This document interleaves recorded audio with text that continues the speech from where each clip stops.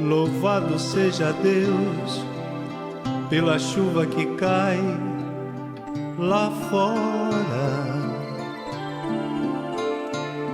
Louvado seja Deus por eu estar abrigado agora. Louvado seja Deus pelo frio que chega. Boa noite a todos. Boa noite, gente. Isso. É com grande alegria que aqui estamos mais uma vez, rogando a Deus, aos espíritos amigos encarregados dos nossos trabalhos, aqueles que nos guiam, aqueles que nos protegem, que possam estar mais uma vez entre nós. Como foi dito pela prece, que dividir amor multiplica, eu quero dividir com vocês ainda a sensação que eu estou tendo da brisa, do cheiro do Mato Grosso do Sul, do Pantanal do Mato Grosso do Sul. E dividir com vocês também ainda o calor do meu neto, tá bom? A gente só divide amor. E é com grande alegria. E na página, no Serviço Cristão, diz o seguinte: a ti, pois, meu irmão, que guardas contigo os interesses de muitas almas, repito as palavras do grande apóstolo, para que jamais se envaideças, nem procedas, como tendo domínio sobre a herança de Deus, mas servindo a exemplo do rebanho. E nós procuramos um contemporâneo a nós, que tivemos oportunidade de estar com ele algumas vezes, um menino bem pobre, um mineiro, que calçou seu primeiro par de botinas com 14 anos. Semi-analfabeto. O ano de 1934, vamos encontrar esse homem, um médium extraordinário, insuperável, inigualável. Sua obra mediúnica é pujante, que precisa ser estudada e entendida para o serviço cristão. Mas na sua simplicidade, esse jovem dividiu o seu trabalho em 4 fases. Nós estamos falando de quem? Vai ter um passe de graça quem adivinhar de quem nós estamos falando. Do Chico. Nós estivemos lá, né, Ana Lúcia? Estivemos lá, recebemos notícia do meu filho através dele e de outros. Foi maravilhoso ter respirado o mesmo ar que Chico Xavier.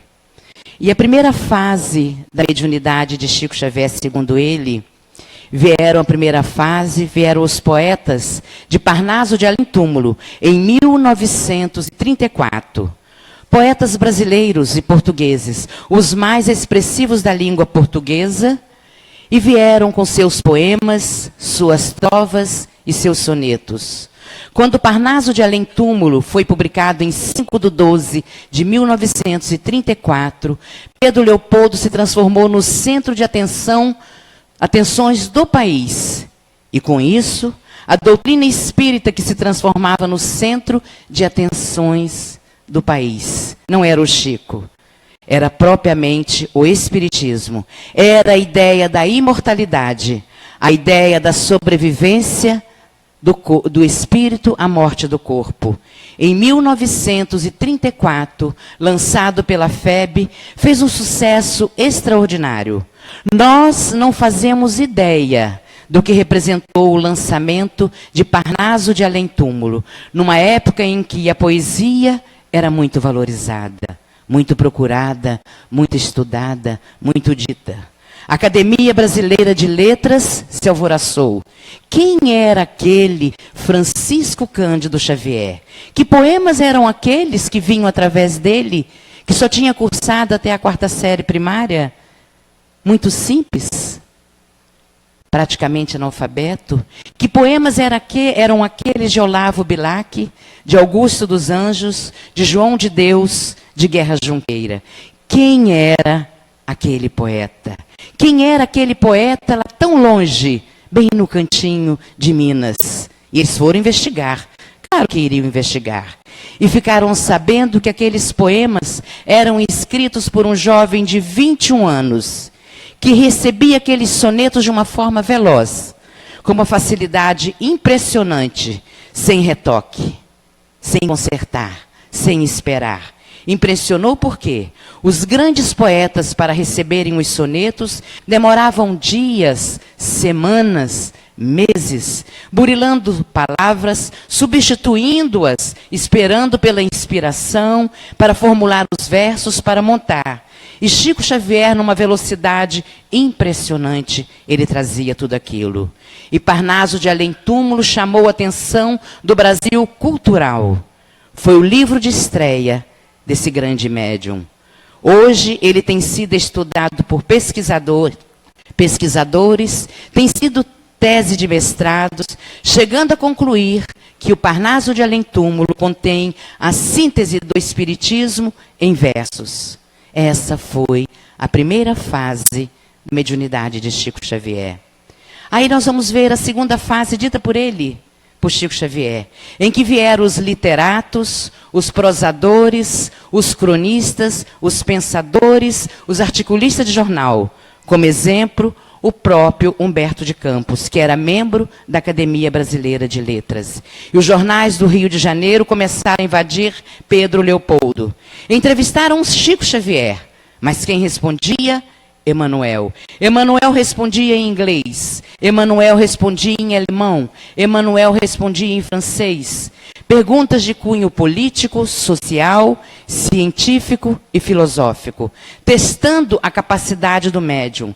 Testando aquele menino semi-analfabeto na curiosidade de saber como ele trazia tudo que ele trazia.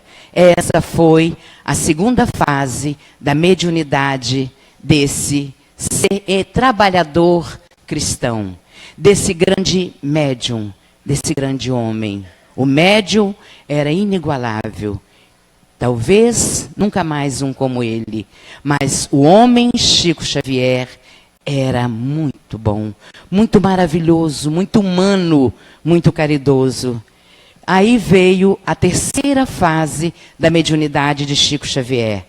Ficou por conta dos evangelizadores e dos doutrinadores.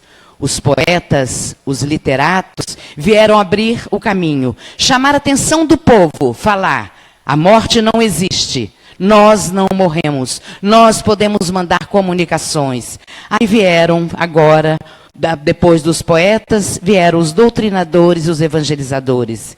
Reuniu o povo ali, reuniu o povo no Espiritismo. Imaginemos nós, todo o Brasil, comentando sobre a mediunidade daquele jovem mineiro, capaz de falar com os mortos.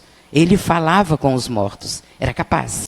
Em meio a tudo isso, chegam as publicações de Emmanuel e de André Luiz, que vieram para ensinar Espiritismo de uma forma que o povo entendesse, de uma forma que nos alcançasse, de uma forma que chegasse até nós.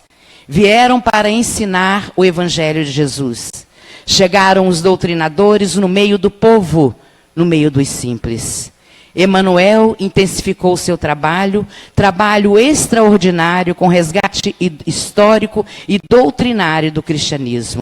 Nós não podemos deixar de ler, há 2000 anos atrás, Paulo Estevo, Ave Christi, Renúncia e por aí, todas as obras que estão aqui. Emmanuel traz até nós o início do cristianismo, o cristianismo primitivo, maravilhoso, grandioso, há 2000 anos atrás, Paulo Estevo, e vem por aí. Ler uma vez não é o suficiente, ler duas não é suficiente, 3, 4 vezes, para a gente poder entender o Cristo, poder entender o trabalho em nome do Cristo. E Emmanuel trouxe esse trabalho histórico, doutrinário do cristianismo. Foi uma fase áurea. André Luiz, com as suas revelações espirituais, nos trazendo os seus livros sobre o mundo espiritual. Nós ouvíamos dizer que tinha inferno?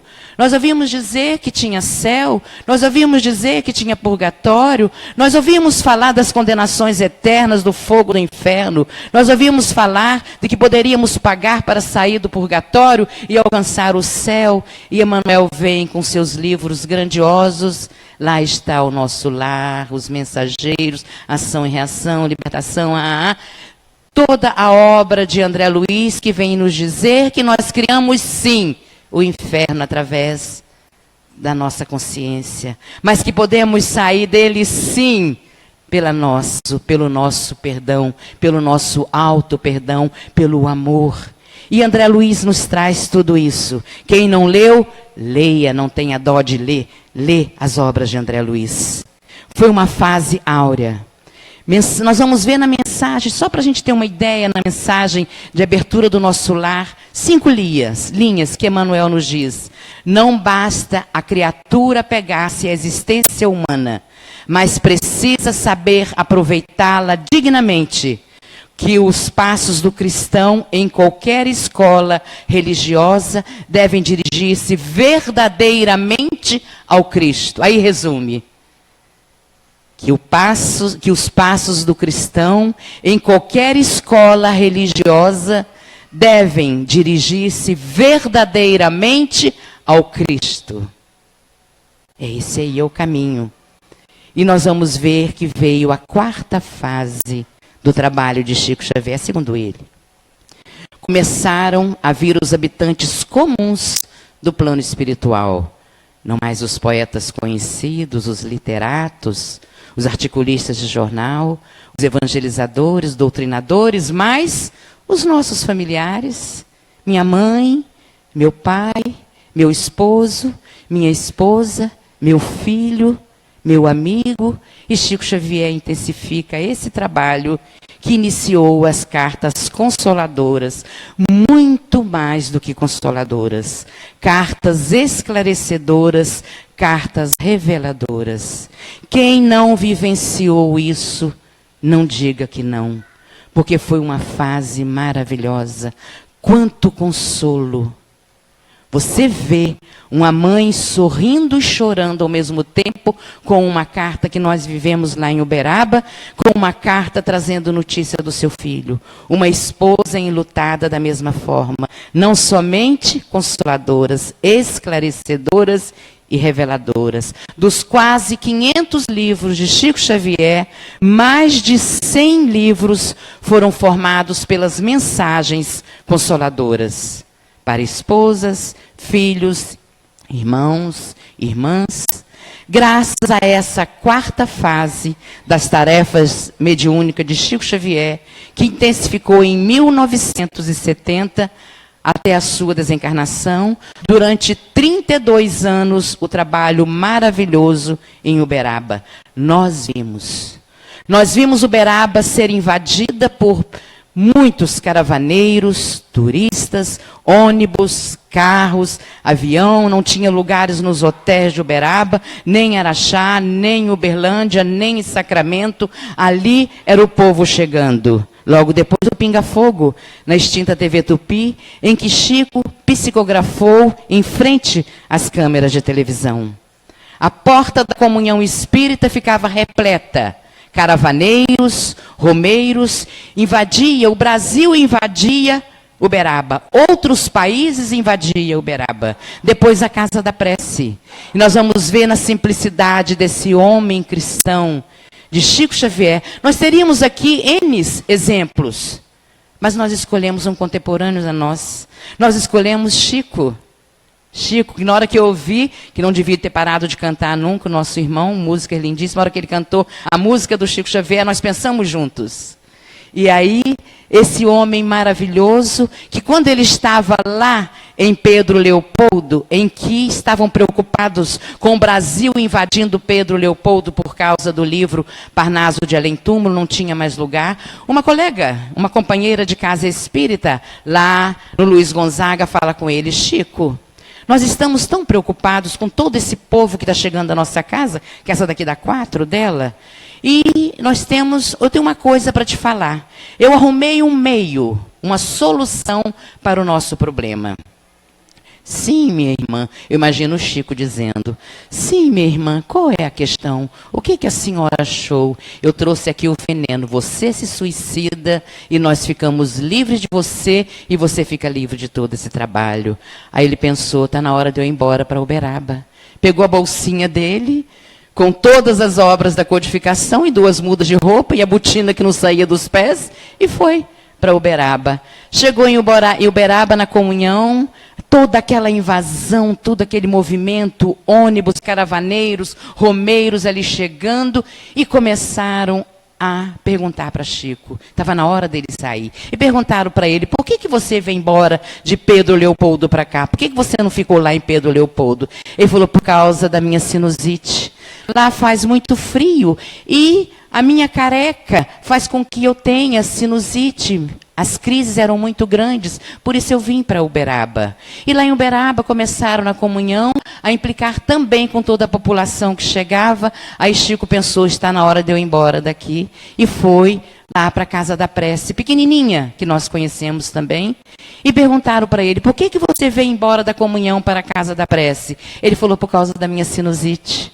Porque lá é muita poeira, muito trânsito, e atacava a minha sinusite, por isso eu vim embora para a Casa da Prece. Não falou que era perseguição dos irmãos espíritas. Aí ele foi para a Casa da Prece. Lá na Casa da Prece, Emmanuel mandou ele usar a peruca. Coitado do Chico, não podia usar peruca. Ele ficava assustado com a careca, mas não queria, botou a peruca. Emmanuel mandou ele colocar para ele ficar mais bem apresentável. E aí ele começou a usar a peruca e perguntaram para ele: por que você, usando peruca? Você é um homem cristão, um homem do amor, e você está usando peruca por causa da sua vaidade? Aí ele falou: não, por causa da minha sinusite. Porque faz muito frio na minha careca e ataca a minha sinusite. Esse ele não botava ninguém no fogo. Saía do fogo sem queimar ninguém. Então, Uberaba era invadida por outros países. Hotéis, pousadas lotadas. O trabalho de Chico Xavier cresceu assustadoramente. E o espiritismo mais se aproximou da população comum. Começava a fase consoladora do trabalho, da mediunidade de Chico Xavier para a população não espírita. Nós tivemos o momento lá de constatar que mais de 60% das pessoas que iam lá não eram espíritas, eram evangélicos e católicos. Nós cedemos o lugar algumas vezes para companheiros evangélicos para entrarem na fila para receber a psicografia. Então começou, nós podemos constatar isso, uma fase extremamente emocionante. Só sabe quem esteve lá. Emocionante. A prova muito difícil da perda de um filho e ali toda aquela emoção. Era uma média de 10 psicografias por noite. E quando as pessoas saíam dali com o consolo das mensagens que recebiam, fundavam casas espíritas, fundavam creches, fundavam trabalhos sociais com o nome dos filhos, com o nome dos esposos, das esposas, e o espiritismo foi crescendo em meio a todos os lugares, não mais reservado, e sim aberto para o povo. No serviço cristão, no início da nossa mensagem, nem como tendo domínio sobre a herança de Deus, mas servindo de exemplo ao rebanho. Ele é exemplo. Amou, renunciou e doou-se para todos nós. Mas e agora? Sem o Chico? E agora? Sem esse trabalhador, sem o Celso? Que trabalhadores são esses no serviço cristão? Quem são esses?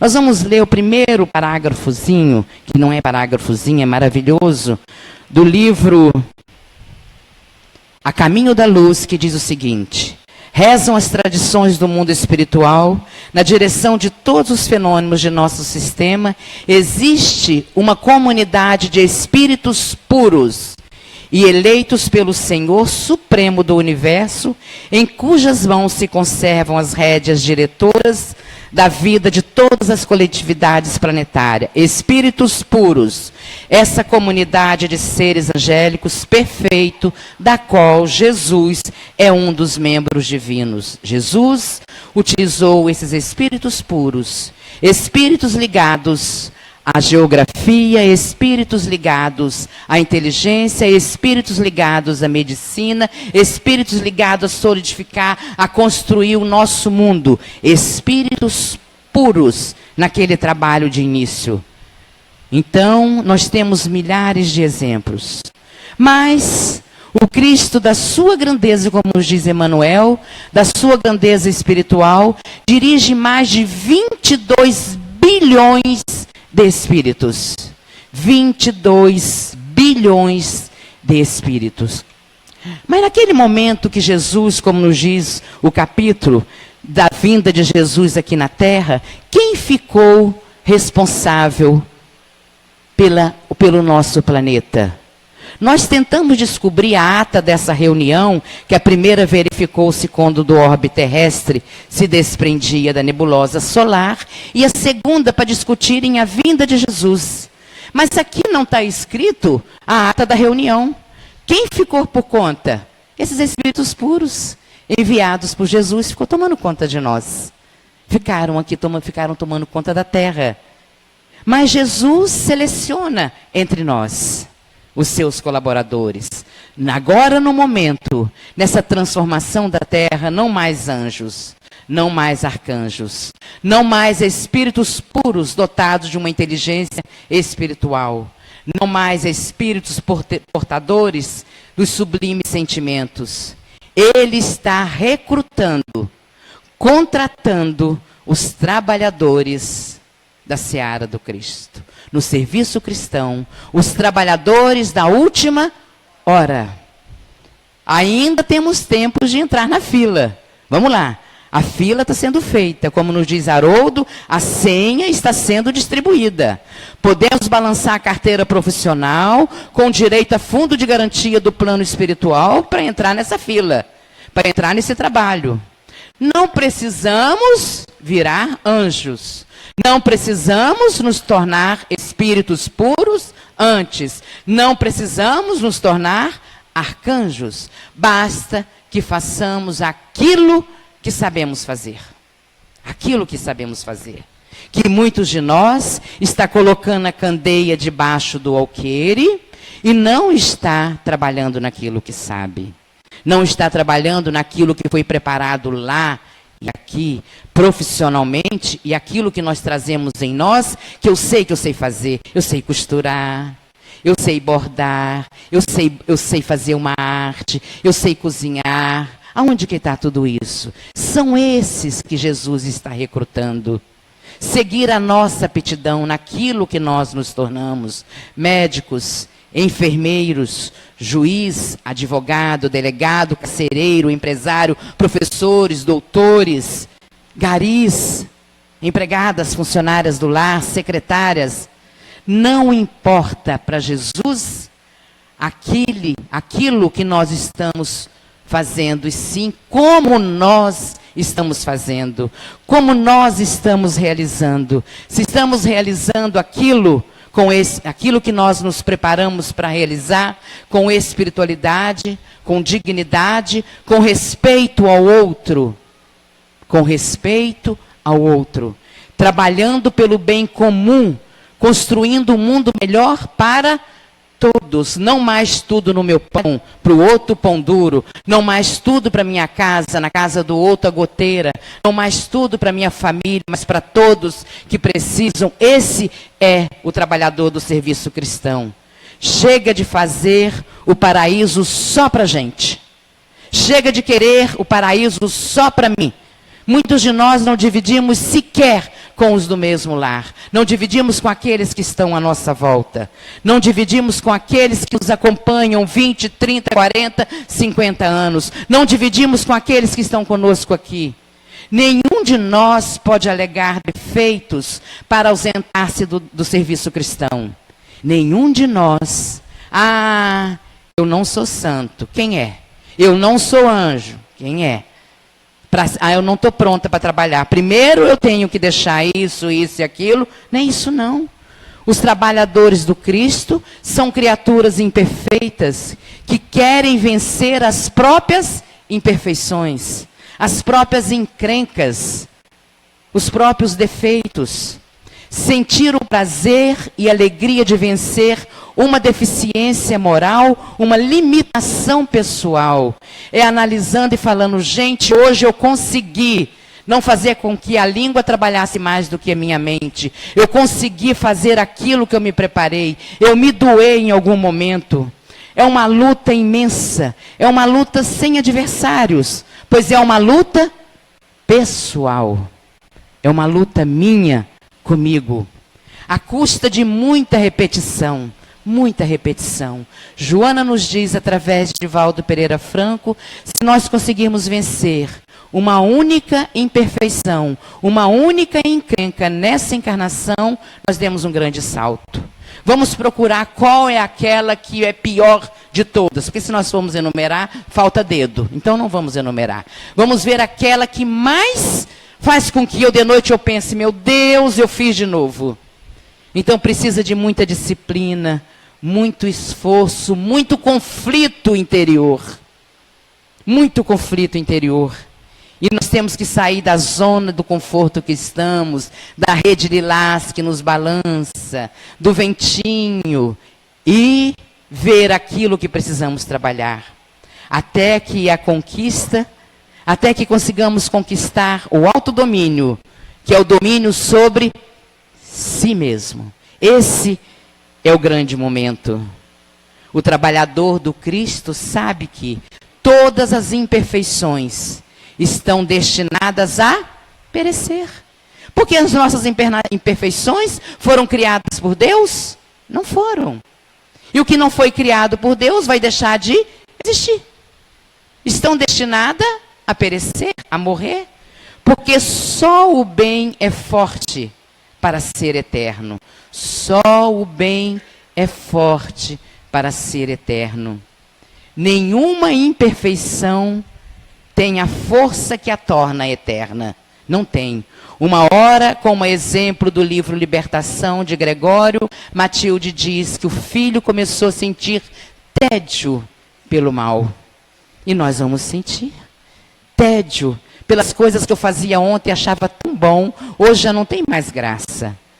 Todos os nossos vícios, todos os nossos defeitos, todas as nossas imperfeições seguem um ciclo.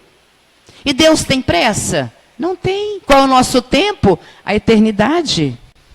Se eu quero seguir adiante melhor, é questão minha. Se eu quero continuar me arrastando, também é questão minha. Mas chega a hora, ou mais hoje, ou mais amanhã, 100, 200, 300, 400, 1000 anos, que uma hora essa imperfeição vai se diluir. Vai. Tem que diluir. Então, o Espírito abandona aquele vício.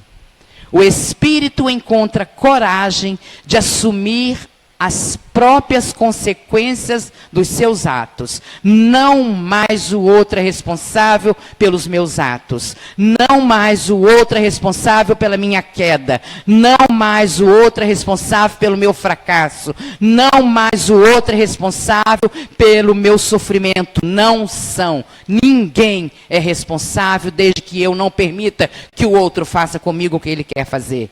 Nesse momento nós vamos assumir as consequências dos nossos próprios atos. E como a misericórdia divina, ela vai agindo, reedificando o destino espiritual de cada um de nós. Porque essa é a certeza. Qual é a certeza que eu tenho desse corpo? Que ele um dia vai, do pó veio, do pó voltará, ele vai deixar de existir. E a certeza que eu tenho sobre a vida espiritual, de todo esse trabalho que nós falamos do início, lembram? Do trabalho que Chico nos deixou. E muitas vezes nós pegamos um livro de mensagem e fazemos assim, é mais um livro de mensagem, eu não quero ler. Leiam, leiam, porque nessas mensagens consoladoras, existem ali palavras, frases que vão nos fazer subir. Minha esposa, meu filho, não é assim. A vida aqui é assim, assim, assim. Então, não é aquele livro que eu vou jogar e não vou ler. Leia. Porque mais de 100 livros, dos 500 livros de Chico Xavier, são livros de mensagens consoladoras. Porque nós sabemos que Deus aguarda por nós. E de cabeça erguida, sabendo que Deus não é um juiz a proferir sentenças condenatórias para ninguém. Ele não nos condena ao sofrimento. Ele não nos condena a resgate de dores e de aflições. Nós é que plantamos isso para nós. Deus não é um pai que castiga, não é.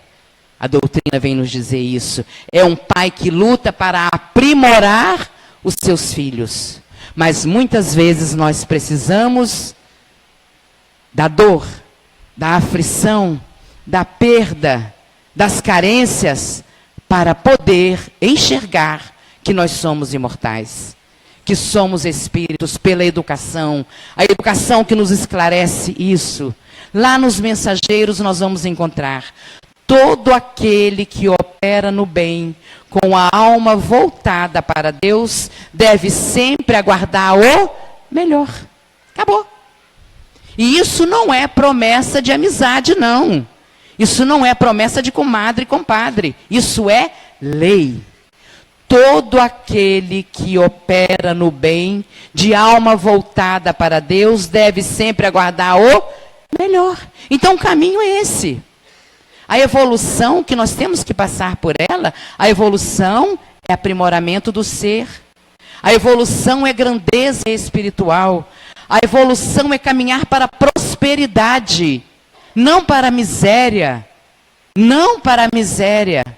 Porque no momento que nós acreditamos no aprimoramento, na grandeza espiritual, na prosperidade individual, na prosperidade que nós construímos, na grandeza espiritual que nós construímos, no aprimoramento que nós construímos, não mais seres miseráveis, não mais miseráveis. Eu não estou falando aqui da situação financeira, eu estou falando aqui da evolução espiritual.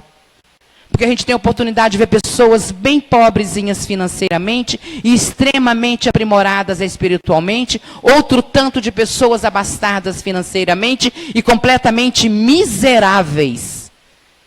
Não atingiu ainda o aprimoramento, não atingiu ainda a grandeza espiritual, não atingiu ainda, não encontrou ainda o caminho para a prosperidade. O caminho está aqui. O caminho da ascensão é passo a passo. De cada vez, não é Olimpíada, não é corrida, é passo a passo, de cada vez. Nós somos construtores da nossa grandeza. Por isso, entidades angelicais não são feitas de cristal, não são. Entidades que atingiram o patamar de anjo, de arcanjo, não é cristal, são diamantes que passaram por todos os tormentos e guardaram uma força interior, um conjunto de experiências, uma capacidade de discernimento. A pessoa que atingiu esse patamar, ela não enlouquece mais porque quebrou um copo, não mais. Ela não enlouquece mais porque o filho desencarnou. Ela não enlouquece mais porque perdeu todos os bens materiais. Ela não enlouquece mais pelas coisas materiais porque ela não é mais miserável. Ela acredita que tudo isso é passageiro. Ela acredita que tudo isso um dia vai ser ontem. Vai ser. Porque o amanhã é de luz. Então adquire uma força. O diamante adquire uma força interior. Um conjunto de experiências, uma capacidade de discernimento, de entender por que eu estou passando isso, por que eu estou vivenciando isso, por que a nossa nação está passando o que está passando, por que nós estamos vivendo tantas coisas, tantas aflições. Por quê? Agora vem o milagre do para quê? Para crescer. Como o diamante na base da quebrar, para que o diamante brilhe. Isso tudo nos torna capazes de enfrentar todas as dificuldades humanas com dignidade e grandeza espiritual. Gente, isso é maravilhoso. ter dignidade, grandeza espiritual diante das vicissitudes, que não é castigo, que é construção minha, lenta, passo a passo, com cada palavra, com cada ato, com cada sentimento, com cada emoção. Eu vou construindo essas quedas em minha vida, como ser imortal que sou, e amanhã nada mais, nada menos eu tenho que pegar. Toma que o filho é teu, viva a tua vida, a vida que você construiu para você. Mas que possamos ter dignidade e grandeza espiritual. E esse atingir essa grandeza espiritual como diamante não é privilégio, não é. Deus não aponta para A, B ou C, não é privilégio, é conquista. Dia a dia, luta a luta. Há quantas encarnações a gente vem errando? Ah, não, eu já sou boazinha. Não sou. Há quantas encarnações a gente vem fazendo coisas equivocadas e uma hora o leite derrama e suja o fogão. Uma hora nós temos que tomar cuidado e falar, agora chega. De encarnação em encarnação, dia a dia, luta a luta, até a partir de tudo isso nós alcançarmos aquilo para o qual nós fomos criados, que é a perfeição. Que é a perfeição. Não é castigo, não é. Mas para isso é necessário que tenhamos um sentimento que vai fazer com que a gente ande para frente, sem olhar para trás, sem cair e nem pegar bengala do outro que tem que estar do meu lado para me escorar. Não é assim. Porque o outro pode desencarnar na minha frente. E aí eu vou fazer o quê? O outro pode cuidar da vida dele ou dela, e aí eu vou fazer o quê? Então nós temos que atingir o patamar do maior mandamento que está no Evangelho. Qual é? Amar a Deus sobre todas as coisas e ao próximo como a ti mesmo. Mateus 22, 34, 40. Eu acho que todo mundo já ouviu falar sobre isso. Não já? Mas como eu me posiciono diante da necessidade de amar a Deus sobre todas as coisas e ao próximo como a mim? Jesus disse, ama o próximo como você ama a você. Então ele tinha certeza que nós nos amamos. Porque senão ele não teria dito, ama o próximo como você ama você. Quando ele nos falou isso, quando nós tivemos acesso a esse capítulo maravilhoso de Mateus, quando nós começamos a compreender isso, nós temos que começar a trabalhar para que sejamos dignos dessas palavras de Jesus. Ama o próximo como você ama você. Jesus nos afirma isso. Ele pede que cuidemos de nós primeiro. Ele confia que já somos capazes de nos amar. Porque quando ele recomendou para eu amar a você como eu amo a mim, para eu amar a você como eu amo a mim, ele acreditava piamente que eu já me amo. Que ele não ia mandar eu tampar pedra em você como eu tampo em mim. Ele não ia mandar eu ter ódio de você como muitas vezes eu tenho de mim. Ele confia que nós somos capazes de nos amar. Jesus está acreditando que nós podemos atingir esse primeiro momento do amor, que é a nós mesmos. Aí está a carteira profissional para que possa ser assinado para sermos trabalhadores do serviço cristão. O alto amor. Mas aí entra uma grande questão. E se a gente ainda não se ama? Se nós percebemos que nós não nos amamos? Quando é? Quando nós denunciamos em nós um jeito de ser, comportamentos que nos denunciam que nós não cuidamos de nós na vida. Fizemos coisas erradas, não fizemos esforço nenhum para mudar, o mundo está errado, o Brasil está errado, a minha família está errada, todos que estão em minha volta, os meus amigos estão errados, só eu estou certa. Aí presta atenção, tem alguma coisa errada nisso aí. Tem alguma coisa errada. Não fizemos esforços nenhum para mudar, porque quem se ama entra em sintonia com o universo e tudo flui em sua vida. Tudo flui. Entrar em sintonia com o universo é mandar o que nós temos de melhor para o universo. O universo percebe. Como que o universo percebe? Como que a espiritualidade percebe que eu não estou muito bem, que eu não me amo? Que eu tenho todas aquelas coisas ruins dentro de mim. Como eles percebem? Muitas vezes, os médiuns também. Pela nossa aura. Nós temos uma aura? Temos. É um nome genérico, como nos diz André Luiz, para irradiações que ocorrem a partir do espírito. O perispírito irradia, o duplo etérico irradia, o corpo físico também irradia, e esse conjunto de irradiações vai formar a minha aura e a minha vibração. Isso é razão. A aura equilibrada, saudável, brilhante, segundo André Luiz nos diz em Evolução em Dois Mundos, página 129 do meu, que a aura equilibrada, saudável, brilhante, se constitui num escudo que poderá nos defender de irradiações inferiores, como, por exemplo, pensamento de inveja, ciúme, vingança e ódio. Eu tenho o sentimento de inveja, eu vou atrair a inveja. Eu tenho o sentimento de ciúme, eu vou atrair a energia do ciúme. Eu tenho o sentimento de vingança, eu vou atrair. Eu tenho o sentimento de ódio, eu vou atrair. Se eu vou irradiar a partir do espírito, perispírito, duplo etérico e corpo, a irradiação do amor, da igualdade, da afetividade, da espiritualidade, praga de urubu magro não vai pegar, em urubu gordo, é isso aí. Não vai. De jeito nenhum. Ele diz que é um escudo. Que é um escudo que está sendo contido no universo que nos circula. E como é amar a nós mesmos? Eu responderia que é muito simples. Se perdoe. Se entenda. Se cuida. Não se critica.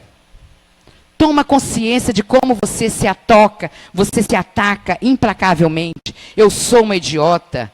Olha que erro eu fiz. A palavra que eu falei, deixei de falar. Como sou impulsiva. Como fui covarde. Quantos erros cometi. Eu sou feia, eu sou péssima, eu sou horrorosa. Devemos sempre nos analisar. Mas sem culpa. Quando eu digo eu sou um fracasso, olha, nós não imaginamos o número de espíritos que vão fazer assim, ó. Você é um fracasso? Que bom, eu também sou. Ah, você é um fracasso? Que bom, eu também sou. Ah, você é um fracasso? Eu também sou. Acabou. A pessoa vai, acabou com a vida. É tanta influência de fracasso, de ódio, de culpas, de vingança, que vai fazer com que nós realmente nos sintamos de uma forma fracassado. Nós não temos quem não se ama, não tem um pingo de complacência consigo. Não se compreende. Se analisar, fazer como Santo Agostinho nos diz, a cada dia. Ah, mas eu digo, eu não vou conseguir nada. Eu não vou conseguir nada, não adianta eu querer entrar nessa fila que Jesus está fazendo, porque eu não vou conseguir nada. Porque as pessoas muitas vezes gostam de ser infelizes.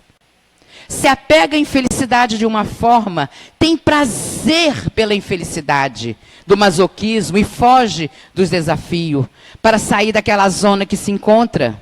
Desafio que vai lhe tirar da situação cômoda de infeliz, desventurado e vítima. Quem não conhece uma pessoa assim? Ah, meu Deus. Ah, coitadinha de mim, eu não mereço. Ah, uma dó. Nada disso. E segundo esse prazer de ser infeliz, não pode haver nada melhor do que ser infeliz. Não faz nada. Fica distante de Jesus. Fica distante de Jesus. Não quer ser trabalhador. Fica ali na aldeia da dor. Cada dia uma dor, né, doutor? Cada dia uma dor diferente. Convencionada aos milagres. Ah, você vai lá no Trabalhadores de Jesus? Coloca o meu nome lá, pede a Vera, pede a Djanira para botar meu nome lá na desobsessão, porque tem um espírito que está encostado em mim, a gente arruma um encosto que está encostado em mim, está me fazendo ter esses pensamentos assim, assim, assim, eu não aguento mais, mas o que eu estou fazendo para mudar isso? Eu quero um milagre. Pede para que o outro ore por mim. Ah, você vai lá no Trabalhadores? Nem diz o Trabalhador, você vai lá hoje? Você vai hoje lá na casa de Estevão? Não, você vai lá hoje. Porque se falar que vai no Centro Espírita Trabalhadores Jesus, já fica meio assim, então não fala. Você vai lá hoje, coloca o meu nome. Mas a pessoa continua a reclamar da dor, queixa-se de tudo. Nada está bom. É um peso na economia social da terra. Não digo somente da sua família, da terra. Porque nós somos um todo. É um fardo nos ombros dos seus familiares. Meu Deus, a gente tem que ter ombro, como dizia a vovó, costa larga. Costa larga, não são as costas. Lombo largo para atender. É um peso nos seus familiares, nos seus amigos. Tem sempre uma queixa nova. Se está chovendo, está chovendo. Se está fazendo sol, está fazendo. Se esse livro está bom, está bom. Se não está bom, está ruim. Porque a pessoa que é infeliz, quando ela não tem uma queixa, ela arruma. Arruma para poder reclamar. É ingrata a Deus, ingrata à vida, ingrata a Jesus, ingrata aos familiares e aos amigos. Então, quem se ama é amável, gentil e paciente consigo. À medida que nós começamos a implantar em nós pensamentos de gentileza, de amor, de paciência comigo, nós plantamos pensamentos bons na nossa mente.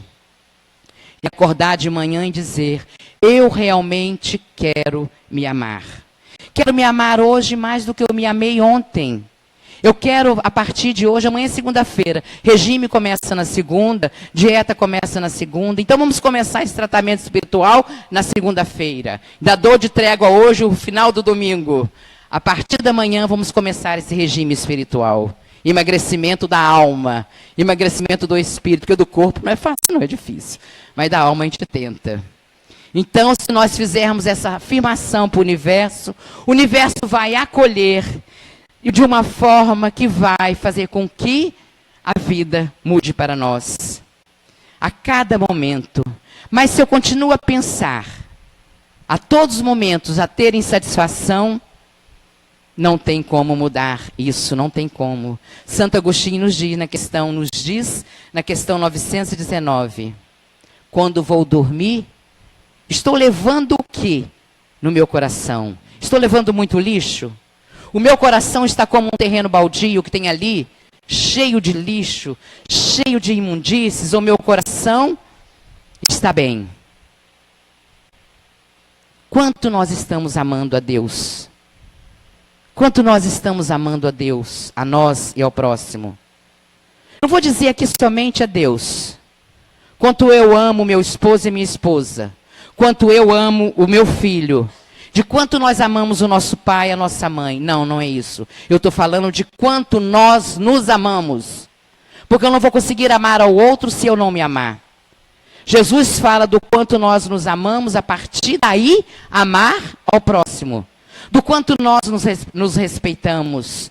De quantos projetos nós fazemos para a nossa vida para ser um trabalhador no serviço cristão. Ah, pensamos, mas eu já estou tão velha. 64 anos, meu Deus, dá tempo? Eu não tenho mais aquele potencial. E dou de ombro. Ah, já estou no final da vida mesmo, deixa eu ser reencarnacionista, na outra eu vou reencarnar e vou começar. Eu não quero passar por tudo que eu passei agora, diga. Eu quero amanhã melhor do que eu hoje, então começa agora. E eu não tenho que fazer somente pelo outro, eu tenho que fazer por mim. O alto amor é um desafio. É muito fácil mexer na vida do outro. Quantos de nós estamos dizendo, ah, fulano podia estar aqui hoje ouvindo isso. Beltrano podia estar ouvindo isso. Mas se nós estamos aqui, quem precisa ouvir somos nós. Eu então que preparei, estou estudando há tanto tempo, sou a mais necessitada. Quantos de nós, quem precisa ouvir somos nós. Ninguém é mais necessitado do que eu. Muitas vezes nós achamos que o andamento será bem ali seguido, se amarmos a Deus como a nós. Vamos enumerar um monte de atividades que eu faço na vida. Eu trabalho assim, assim, assim, em doação para o próximo. Eu faço isso e isso em doação para o outro. Eu cuido de tudo isso e isso na minha casa. Mas eu estou fazendo esse trabalho de boa vontade? Porque o trabalhador do Cristo precisa de um item importantíssimo, boa vontade. Não adianta eu fazer tudo isso e reclamar do que eu estou fazendo e do outro que eu estou fazendo. Não adianta de forma nenhuma. O primeiro necessitado sou eu nesta vida. O momento é agora. Olhar para nós. O momento que a gente se recolhe. O momento que a gente se cuida. O momento que a gente se ama. Sabemos que nada no mundo vai nos afastar do amor de Deus. Não vai. Podemos fazer o que for, os maiores crimes. Deus nos ama e vai continuar nos amando. Nós é que estamos distante. Deus não desiste dos seus filhos. E Jesus ainda pergunta para nós: você sabe o que eu quero fazer na sua vida? Ele está perguntando para a gente: você sabe o que eu quero fazer na sua vida? Lute. Aí o seu próximo será beneficiado, porque nós, o nosso próximo, será beneficiado porque nós nos tornamos melhores. A família toda vai agradecer depois que eu me amar. Os meus amigos vão agradecer porque eu me amo. Os meus vizinhos vão me agradecer porque eu me amo. Não mais briga, não mais confusão. O céu vai estar em festa porque eu me amo. É o banquete celestial no final, que todos nós iremos participar desse banquete a partir do amor. Porque nós nos amamos. E onde existir um ser humano realizado, Deus vai estar presente. Quem se ama é feliz, é realizado, tem gratidão a Deus. Nós vemos Deus através de quem se ama. O abraço de uma pessoa que se ama acalenta os nossos corações. Quantas vezes nós ficamos impressionados daquilo que eu fui capaz de falar e de fazer?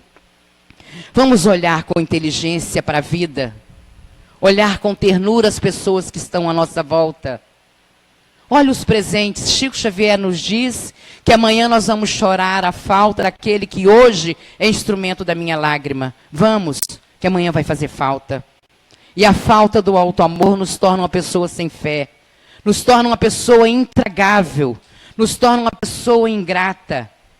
Nós temos que descobrir a satisfação de nos amar. É maravilhoso a gente olhar e pensar: meu Deus, quantas coisas eu tenho hoje. Quantas coisas maravilhosas eu tenho na minha vida. Eu não tenho o direito de negar isso a Deus. Não tenho essa gratidão a Deus. Eu não tenho o direito de negar isso a Deus. Eu não tenho o direito de negar isso a mim. Quando o amor atinge, tudo fica mais leve. Dá trabalho? Dá. Leva tempo? Leva. Mas nós somos capazes disso. Somos, não tenhamos dúvida, em momento algum. Nós estamos sempre aqui. Sempre. Olhe para o seu colega do lado. Olha para o seu colega do lado. Deseja a ele um feliz 2018. Vamos? Dá um abraço. É a cara de janeiro.